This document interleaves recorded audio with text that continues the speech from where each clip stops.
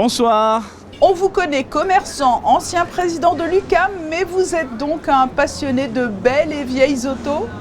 Oui, tout à fait. Eh bien, écoutez, je pense qu'on est né dans le chaudron de la Formule 1 et c'est une passion. Je pense que c'est comme quand on met le doigt dans le pot de miel, on ne peut jamais s'arrêter. Mais comment vous est-elle venue cette passion? Moi, À je quel l'ai âge? eu depuis tout petit. Vous savez, avec mes parents, on faisait le tour du circuit à une époque où on pouvait marcher à côté des rails. On a grandi avec ça chaque année. Et après, j'ai eu la chance de faire des cours de conduite. Et quand je suis devenu un peu plus vieux et que j'avais un petit peu plus de sous, j'ai réussi à me payer mes premières voitures. Vous vous apprêtez à vivre de belles journées de course sur une monoplace, peut-être deux monoplaces, hein? Alors j'en ai deux, j'en ai une dans la série D qui est une Matra 1971, celle de Jean-Pierre Bellecoise sur laquelle je suis assis actuellement.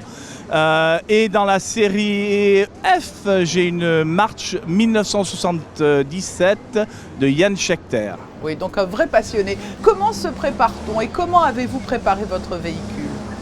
C'est beaucoup de travail en amont, surtout de la part de nos mécaniciens, qui, eux, on a traîné la voiture au Grand Prix de France historique, on l'a fait rouler, on a fait des tests, et évidemment, ces vieilles dames, il y a toujours beaucoup de travail. C'est beaucoup de travail pour arriver à mettre ces voitures en conditions course.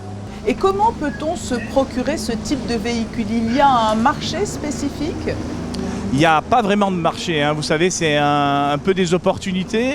Il y a à un moment donné des gens qui ont eu la même passion que moi, qui arrivent à un certain âge ou qui sont passés à autre chose, à d'autres véhicules, et ils vont les vendre. C'est un marché de niche, c'est du bouche à oreille, et c'est surtout ce qui est très important, c'est quand vous achetez une voiture, c'est avoir la filière pour la réparer et la filière pour l'entretenir. Sinon, la voiture, vous pouvez la mettre au musée, elle est bien, mais elle ne va pas rouler en course. Alors là, vous roulez à la maison, mais vous disputez également d'autres courses sur d'autres circuits?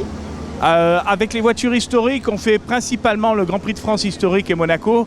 Ce n'est pas des voitures qu'on emmène un peu partout parce qu'elles sont très fragiles. Et c'est un tel privilège de pouvoir les faire rouler à Monaco. On veut qu'elles soient prêtes pour Monaco et Monaco est le plus beau circuit du monde.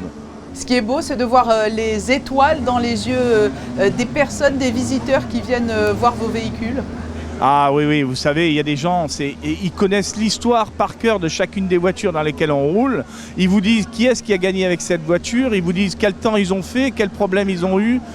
Franchement, il y a des gens qui sont passionnés et heureusement qu'il y en a encore beaucoup parce que grâce à ça, vous avez ces magnifiques voitures à Monaco. Une dernière question, là je fais appel aux commerçants, à l'acteur économique. C'est une bénédiction pour le commerce local, 3 grands prix dans une même année. Il y a eu l'électrique, il y a l'historique, il y aura la Formule 1. Oui, c'est toujours...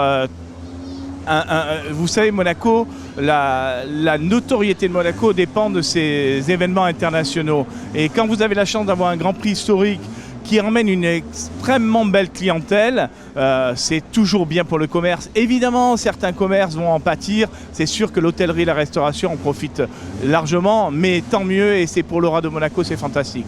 Merci Nicolas Mathil, et nous ne manquerons pas de suivre votre course sur Monaco Info puisque toutes les épreuves du Grand Prix historique sont diffusées sur notre antenne.